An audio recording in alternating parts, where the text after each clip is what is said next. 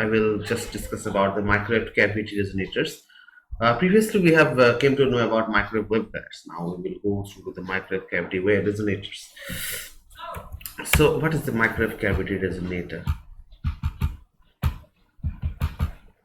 First of all, we have to know what is the microwave cavity.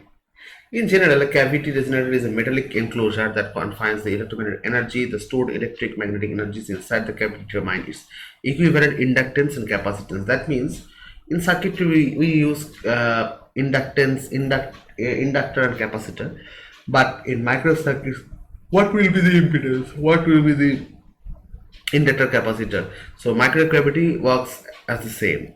The energy dissipated by the finite conductivity of the cavity walls determines the equivalent resistance. In practice, the rectangular cavity resonator, circular cavity resonator, and re-entrant cavity resonator are commonly used.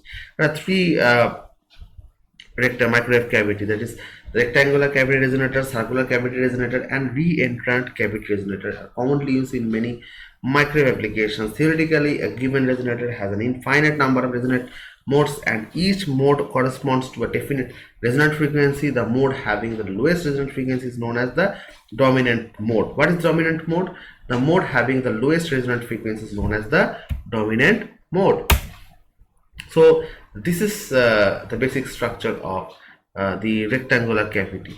So microwave cavity acts similar to a resonance circuit with extremely low loss at its frequency of operation, and it has a very good quality factor, and the same frequency it has, you will adapt the capacitive power to this.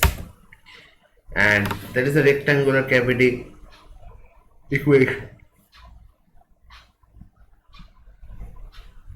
The wave equations of the rectangular resonator should satisfy the boundary condition of zero tangential E electric field at four of the walls, at the four walls right there. So you can write it for the TE for this. There are, you can see there are two cos and one sine, and P, N, M. There are three parameters: M for the X half wave, N for the Y half wave, and Z for the P for the Z wave. And rectangular cavity, as you can see, there is an M and P.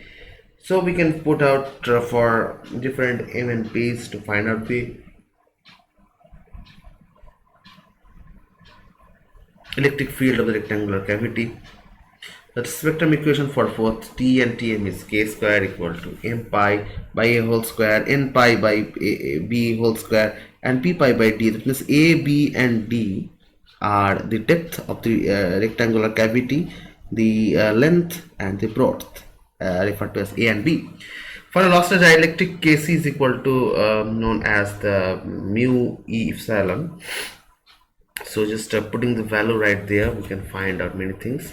So this figure shows the methods of excitation for the rectangular resonator. So there is a certain channel, that is the input. As you can see, there is an input. So for the input, if we put the electric field right there, so the magnetic field will resonate or oscillate under this.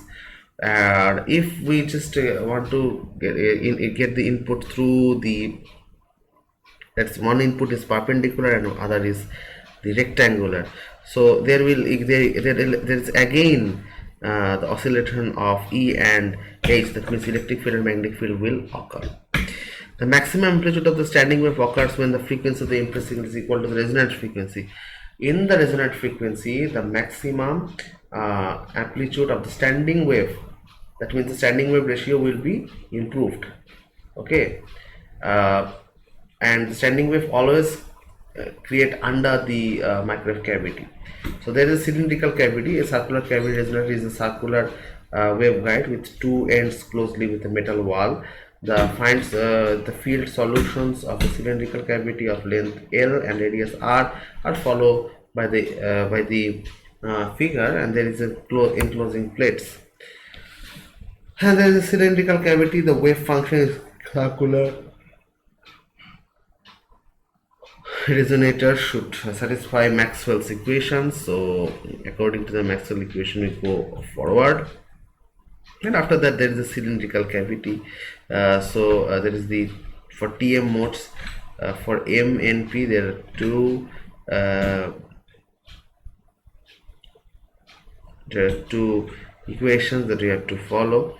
Micro-resonant cavities can be expressed in the bot as the simple LC circuit. There is a simple LC circuit, you can find it out. For microwave cavity, the stored electrical energy is equal to the second magnetic energy and resonance, as is the case of a resonant LC circuit. Thanks to all for being with me for microwave cavity lecture. Now we will head toward another. Now we came to know about the another part of the microwave cavity and plastrons, and